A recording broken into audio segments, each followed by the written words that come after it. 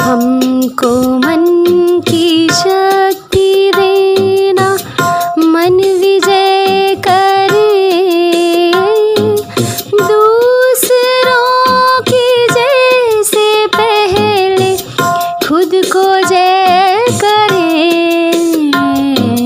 हमको मन की शक्ति देना, मन विजय करे,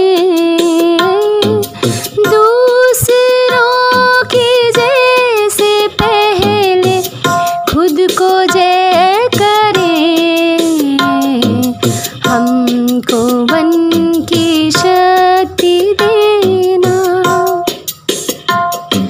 भेद भाव अपने दिल से साफ कर सके, दोस्तों से भूल हो तो माफ कर सके, झूठ से बचे रहे, सच का दम भरे, दूसरों की जैसे पहले खुद को जय करे। हमको मन की शक्ति देना,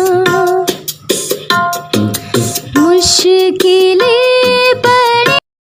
मिशन अभ्युदय के आज दिनांक 5 जुलाई 2020 के ई पोस्टर में आप सभी का स्वागत है। आज का हमारा शब्द है beast, BEAST, beast. Beast meaning होता है क्रूर व्यक्ति, ऐसा व्यक्ति जो जंगली जानवर के समान हो।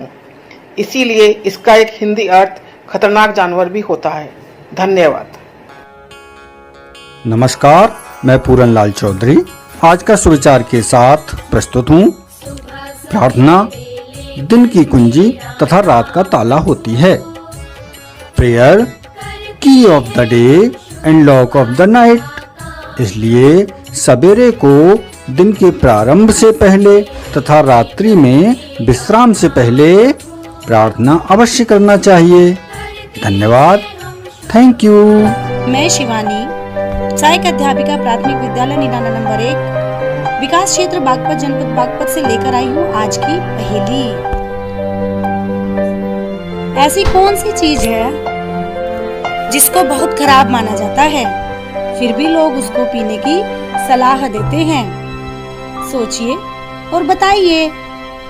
इसका उत्तर है गुस्सा, जो हमारे लिए बहुत ही खराब होता है। नमस्कार, मैं उच्च प्राथमिक विद्यालय नारंगपुर से सहायक अध्यापिका मनीषा गर्ग आज के इतिहास के साथ आपके सम्मुख प्रस्तुत हूँ।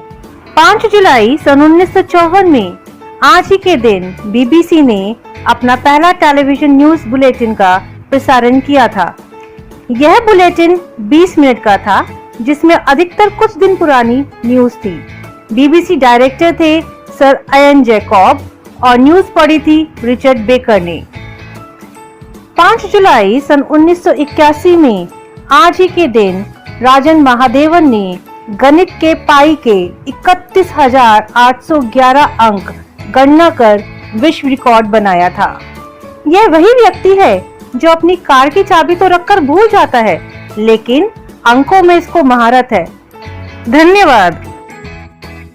नमस्कार, मैं उच्च प्राथमिक विद्यालय नारंगपुर से शिक्षिका मनीषा गर्ग आज के विशेष के साथ प्रस्तुत हूँ। इसका संकेत पेट के बल गिरे हुए के की जैसा है। पाई एक गणितीय नियतांक है। इसका संख्यात्मक मान किसी वृत्त की परिधि और उसके व्यास के अनुपात के बराबर होता है। वृत्त की परिधि और उसके व्यास के अनुपात के लिए पाई संकेत का प्रयोग आधुनिक युग में सर्वप्रथम सन 1706 में विलियम जोन्स ने सुझाया था। पाई का मान लगभग 3.14159 के बराबर होता है। पाई एक अपरिमेय राशि है। पाई सबसे महत्वपूर्ण गणितीय एवं भौतिक नियतांकों में से एक है। गणित, विज्ञान एवं इंजीनियरिंग के बहुत से सूत्रों में पाई आता है।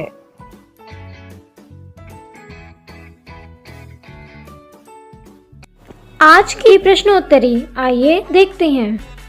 इनमें से कौन भारत का राष्ट्रीय पशु है? मोर, हाथी, बाघ या जिराफ? इसका सही जवाब है बाघ। पृथ्वी का प्राकृतिक उपग्रह कौन सा है? बुध, शुक्र, चंद्रमा या मंगल?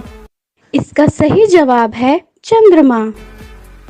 भारत के प्रथम प्रधानमंत्री का क्या नाम है? पंडित जवाहरलाल नेहरू, वेंकैया नायडू, इंदिरा गांधी या अब्दुल कलाम जी? इसका सही जवाब है पंडित जवाहरलाल नेहरू। विश्व की सबसे ऊंची चोटी का क्या नाम है? हिमालय, नीलगिरी, माउंट एवरेस्ट या माउंट किलिमंजारो?